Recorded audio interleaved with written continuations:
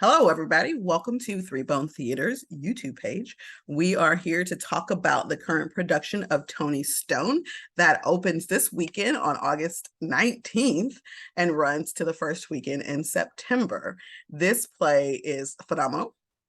I'm going to say that, and I might be biased. I'm Tiffany Bryant-Jackson, the educational manager of Three Bone. It is my job to do a couple of things. One, bring in a community partner that aligns with the show we're doing, and then offer some educational resources about the show itself. Today, we're going to be talking to our community partner and learning a little bit more about why Three Bone chose Toni Stone as a show. We have two special guests with us today. One is Robin. She is our artistic director and founder of Three Bone. And then we have Tayuanee Dewberry, who is the CEO of Girl Scouts Hornet's Nest Council. I need each of you just a second to introduce yourself and then tell us a little bit more, just a tiny blurb of what you do with your orgs. I'll start with Robin. Oh, okay. I'm Robin, and as Tiffany said, the founder and artistic director of Three Bone Theater. I also have laryngitis, so I apologize to all of our listeners. Thank you for bearing with me. And yeah, we are in our 10th season. Toni Stone is the last show of our 10th season. We are heading into season 11 in the fall, and we're so excited to continue to bring contemporary theater to Charlotte. Thank you. Tayuanee? As Tiffany said, I am Tayuanee Dewberry, the CEO with Girl Scouts Hornet's Nest Council, and we are all about empowering girls to become leaders and women who run our communities and who are strong and confident. Our mission is to build girls of courage, confidence, and character. And so we are committed to making sure that girls have the opportunities, the experiences, and the things that they need to really develop in a positive way. So I've been with the organization for almost 2 years now, and we look forward to continuing to deepen our impact in this region. Fantastic. I will let the audience in on a little secret. I am also a Girl Scout. I've been a Girl Scout since I was 6, so I'm a little closely entwined. I think it's a fantastic org. One, again, since 6, I am a lot older than 6. We won't discuss that today, but I am now a lifetime member and I have my little pin, and I truly, truly believe in its mission. So as I was working with Robin and the team and trying to come up with a community partner, we thought it was very important, because of Toni Stone, that we had a Black-led and a girl empowering organization with us. We drew some names and we're thinking, and I don't know why it didn't dawn on me, Girl Scouts at first, but when it did, everything just clicked into place because the mission very much speaks to what Toni Stone was doing. She was breaking barriers and she was going forth. And I always imagine our Girl Scouts who will do the same. And I've had the opportunity to witness some of them do some fantastic things. So for me, it was a perfect partnership, a great intersection of where my lives kind of meet. Robin, I want to talk a little bit more about why Toni Stone. What attracted you to this particular show? Yeah, so our team reads around 60 scripts every year to pick the 4 that we'll produce. And we're looking for different themes that we feel like are resonating, that will resonate with the Charlotte community, that are topical, that are helping us all have conversations that are difficult to have. And when we read Toni Stone, I remember thinking, why did I not learn about this in history? Like, why do I not know this name? And she has just the most amazing story. I mean, it is, so for people who don't know, this is based on a true story of Toni Stone's life. Toni Stone was the first professional female baseball player in the United States. I mean, ever. So, and she played in the Negro Leagues because she was not allowed to play in the segregated American Girls League, which Tiffany has done some research into, and I'm sure we'll talk about a little bit. But she also like it touches on so many things. Sexism and racism obviously are very prevalent in her life, at that intersection of her identities. But also she wore men's clothing. She has like some gender queerness that I think didn't really have those words associated with them at that time.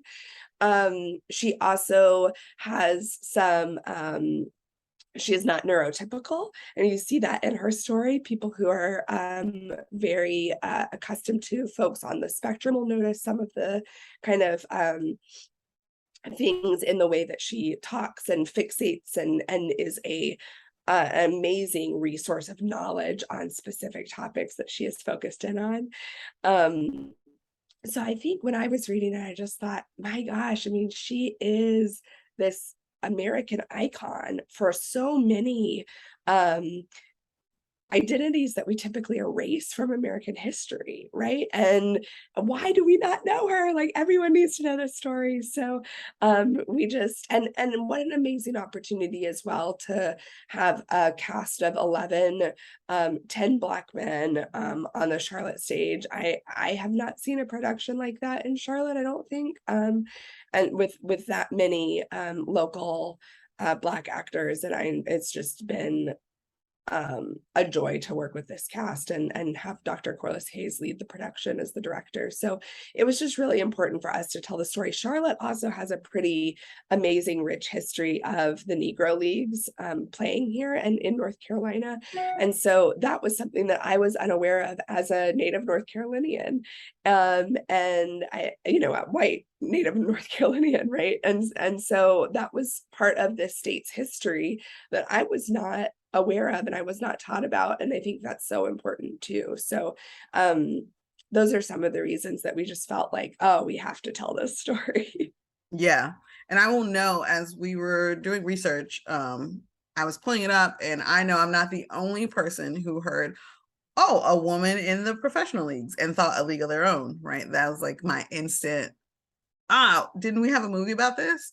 But reading more and more, and I learned A League of Their Own. Now, note, the new Netflix series, A League of Their Own, that just came out, does have Black players, but originally it was not a thing. It was an unspoken thing. But what was it in that time, right? And so watching her and learning bits of her history, this was not someone who was just growing up and later became obsessed. Like baseball was her life for a very long time. And so that leads me to talk about like girls in spaces that aren't typically their spaces. So Tayuanee, I know that Girl Scouts does a lot of work in a few different arenas, but people often only think cookies, right? We come onto the scene and they think, oh, Girl Scout cookies, but there's so much more to programming in Girl Scouts. And if you want to elaborate on some of those programming and some things that you've witnessed that we do that is, one, empowering for girls, but also puts them in spaces that aren't typically girls. Absolutely. When I listen to this, I think about how it's absolutely a sometimes covert, but sometimes very overt pressure for girls to stay in their place. Our very paternalistic society says you should do these things and you're not welcome in these spaces. And one thing that Girl Scouts is really about is empowering girls to lead. And leadership and being in traditionally male spaces, it takes a lot of courage and a lot of support for girls to find their way in places like technology, engineering, the STEM fields. And we are working very diligently and hard to help girls understand that they have what they need and they are very capable to lead in our communities, to lead in businesses, to have your own businesses. We really work hard on teaching them entrepreneurial skills for those who want to be in the sciences. We really push that leadership component, and that you can do things that are not traditionally thought of as female, because it takes that particular type of support when you enter into these spaces. You talk about the film. Can you imagine what it was like to enter into an all-male environment? So you're dealing with not only, I can't play in this league, because of the color of my skin. But then you also deal with the pressures of being in a very male dominated environment, and we still face that. So we're still trying to help girls understand you can still walk in these spaces with confidence and be just as good, if not better, than those around you. And so that's really what Girl Scouts is about, is how do we help girls develop those skills and the confidence to really walk in those spaces, even if they happen to be the only one at the time. So I think this is an amazing fit because our girls have to continue to understand that they're not less than. And even if the space isn't so welcoming, you can still be successful, even if you have to work a little bit harder to distinguish yourself. I think you bring up an excellent point in something with this show, right? You're not in one place because of this reason. And now you have to walk into this place. And we know it wasn't easy peasy for her to live in this male dominated world. It was a struggle. And as you mentioned, we live in a patriarchal society where men, if they have nothing else, have the audacity. And they had plenty in her day. And so her taking the field, even her manager of the team, we covered a little bit, it's covered in the show, but when you go diving into more, and I will encourage anyone listening to this to dive into more, there's a little bit more information about 2 other women players who come behind Toni and how they got there. And it was still very misogynistic in how they got there. It was like, oh, fine, Toni can't play. I need another show pony, right? Instead of like just admitting that women were actually good at this and could hold their own in that space, they still had to have the skill set, hold my own, not get taken down by what people around me are saying as I go through. Robin, I want to note that this production is a female-led creative team behind it too. So talk a little bit more about that and how it came to be, because that's not the norm, even in theater worlds. That's not the norm. And I've been thinking as I've been listening to, it's like, as an artist, as a female artistic director, I am oftentimes, like, I think our company has oftentimes been dismissed because we're run by young women. Right. And I mean, not so young now, but it was 10 years ago. And I think that that world is still very male dominated as well. And so, like, there are multiple experiences where I will be standing with my husband, who is an actor and a wonderful theater practitioner, but is not involved with the company. And people will insist on speaking to him about the decisions with the company. And he always redirects to me, but it is amazing how often that has happened to us in 20, I'm like, come on, y'all. And I cannot imagine, I can only imagine the intersections of race with that too, right? So yeah, so I think this show being led by Dr. Corliss Hayes, who is, I mean, just one of the most knowledgeable and experienced directors in Charlotte, and is a Black woman, was really important. And she felt very strongly about having an all-female creative team.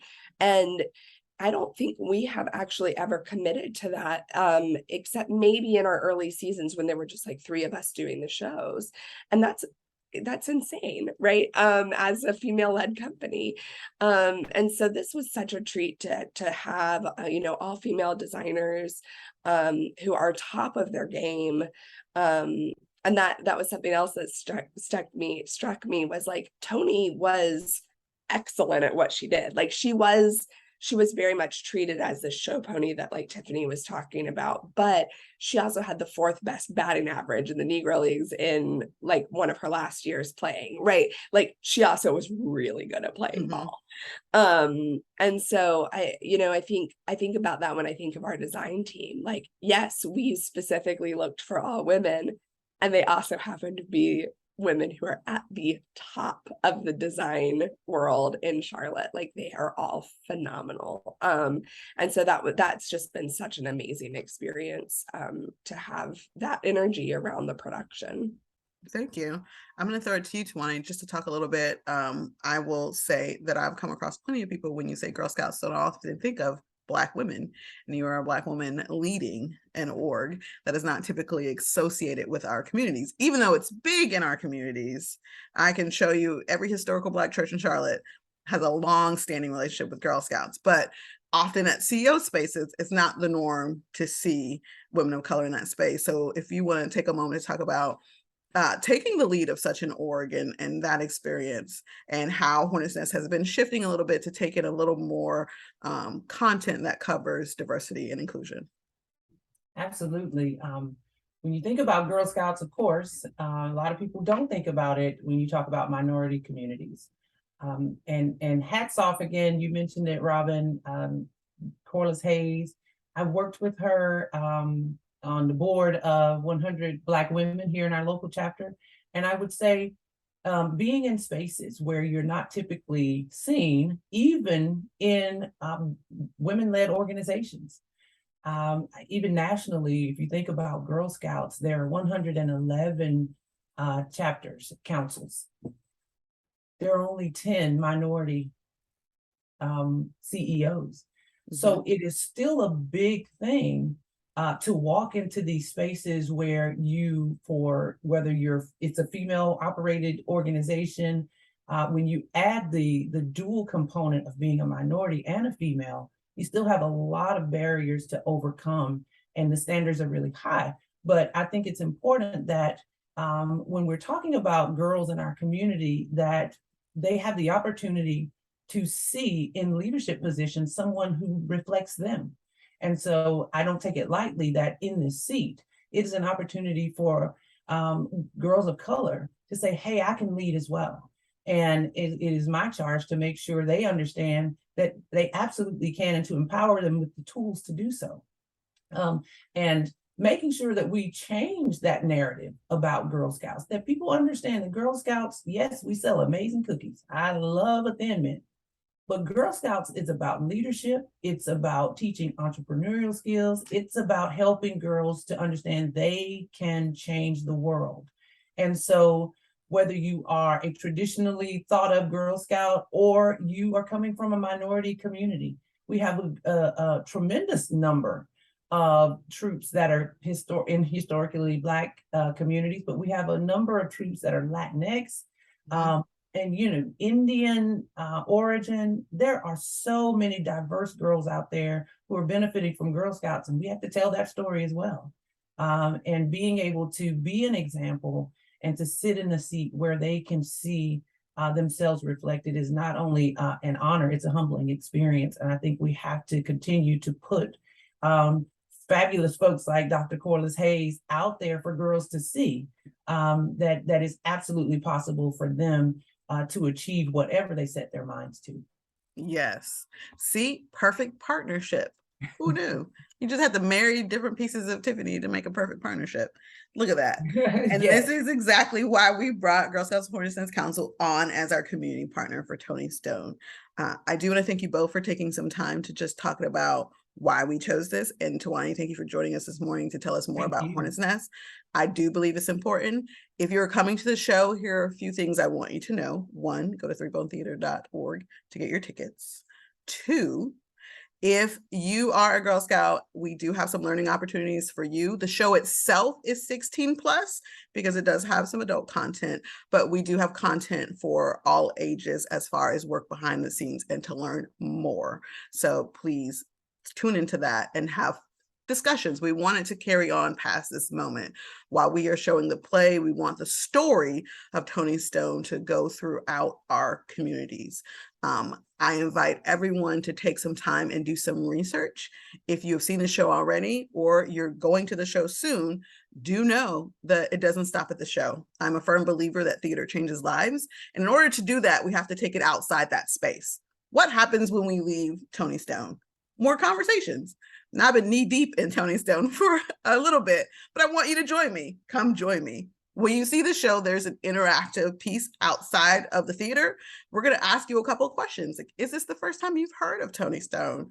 Do you have any relation to anyone in the Negro League? As Robin mentioned, Charlotte is a hub. Was a hub, is a hub. There's still lots of history happening in Charlotte every day. And I encourage people to tune in. The show itself is held on the historic West End. So we are in the Arts Factory, which is formerly associated with Johnson C. Smith.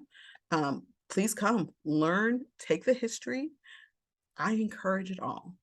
That's going to be it for today. We'll be back later talking with the playwright and some other information about Toni Stone, but I wanted to take the moment to truly introduce our community partner, just so you guys got a chance to see how we chose them. When you get to the show, there's more information on the table about Girl Scouts Hornets Council. You can volunteer because that's always needed.